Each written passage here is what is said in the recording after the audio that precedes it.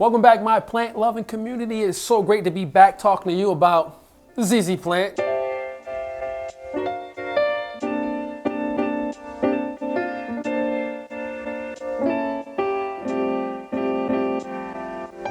Yeah, you love it. You gotta love it. I love them because, well, one, they can go everywhere based on light, so they get tucked into stairwells, hallways, entryways, just because they're very durable and they are low light tolerant. But they are not unkillable. They're deemed hard to kill because they don't need a lot of attention, and that is a great thing to have in a plant. But it will want that sort of care when it comes to wiping down its leaves, when it comes to making sure that you're rotating it from time to time. Those are just like daily or weekly routine maintenance that you're gonna wanna apply to this plant and every plant you have in your home. It's not a plant that is craving low light, it is just able to tolerate that low light. Now, when it comes to giving them direct sun, I would say try to give them that early morning direct sun, or if you have maybe an east facing window or southern facing window, placing them somewhere there, that would be great for them.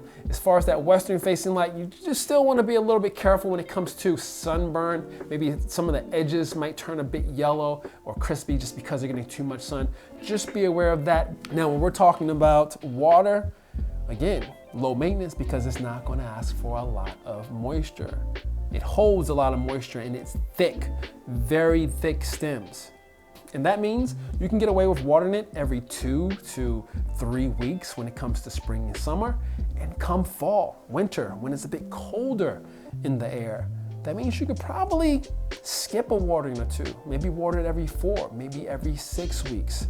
And when you do water them deep. I don't like to pour just a little tiny cup of water. I like to make sure I water the full plant through the entire pot, let a little trickle out in that base tray. And then once that happens, let it dry out. Let it dry out again, 2 to 3 weeks in summer, 4 to 6 weeks when it comes to winter. But when you're talking about your soil mixture, that soil should be very well aerated.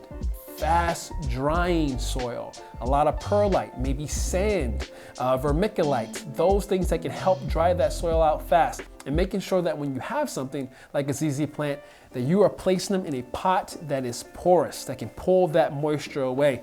You can see all the moisture in this clay pot being pulled to the surface of that pot.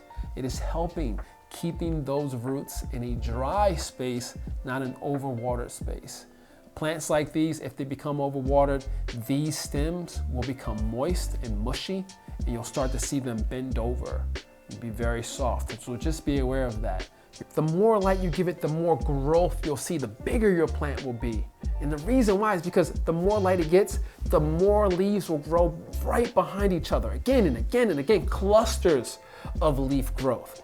When you place it in that low light, dark corner of your home, what you're seeing growth-wise, you'll see that stem grow, but the leaves are far apart from each other. That's legginess. You're not seeing full, beautiful growth developing right behind each other.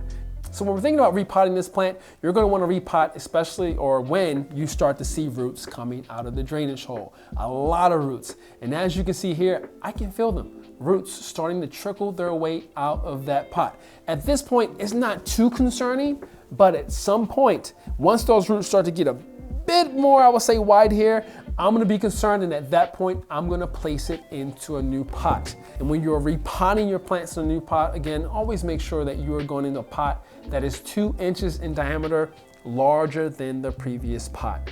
That is giving your roots, that plant, more room to grow. When it comes to fertilizing the ZZ plants, just like all your other plants, you're gonna make sure you do fertilization feeding come spring and summer during growth season when your plants are asking, wanting to be fed. You're gonna give it a liquid fertilizer, and I like to fertilize my ZZ plants every 2 months. Adding extra soil, fresh soil, can also be a great way to fertilize the ZZ plant. Take the plant out of its pot, remove all that old soil, and replenish it with fresh, nutrient-rich soil. Propagating is fun.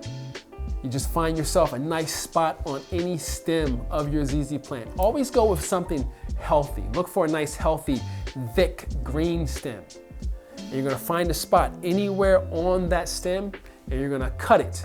And what you're gonna do is you're gonna cut a nice 45-degree angle cut. And then you're gonna place that cutting into a vessel, and from there, over time, that's where your roots will grow. And that's how you're gonna care for a ZZ plant. Love them, they'll love you. So stay safe and stay wild.